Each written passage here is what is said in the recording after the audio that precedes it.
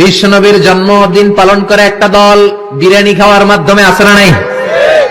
বিশ্বনবীর জন্মদিন সাহাবারা পালন করতেন না, বিশ্বনবী নিজেও পালন করতেন না।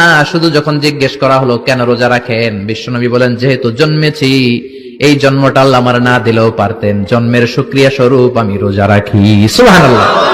কিন্তু ওই দিন মিষ্টি আর হালুয়া আছে না নাই? জশ্নে জুলুসে আছে না নাই? আহা, শুধু মিষ্টি আর জিলাপি, কিন্তু বিশ্বনবী রাখতেন রোজা। আপনি রোজা রাখেন, আপনি না খেয়ে থাকেন, তাহলে বিশ্বনবীর ভালোবাসার প্রমাণ পাওয়া যাবে, ঠিক কিনা? এজন্য এই নবী এমন নবী যে নবীরে বাদ দিলে সিয়াম বোঝা যায় না, এই নবীরে বাদ দিলে হজ বোঝা যায় না। কারণ বিশ্বনবী আমাদেরকে হজ করে শিখিয়েছেন। বিশ্বনবী জীবনে হজ করেছে একটা, উমরা করেছে 4টা। বিশ্বনবী যদি হজ করে না দেখাইতো, আমরা হাজির হইতে পারতাম? জোরে বলেন, পারতাম? এজন্য এই নবীরে বাদ দিলে কিচ্ছু বোঝা যায় না, নবীরে বাদ দিলে কোরআন বোঝা যায় না। এই জন্য এই নবীর ভালোবাসা আমাদের অন্তরে আছে না নাই?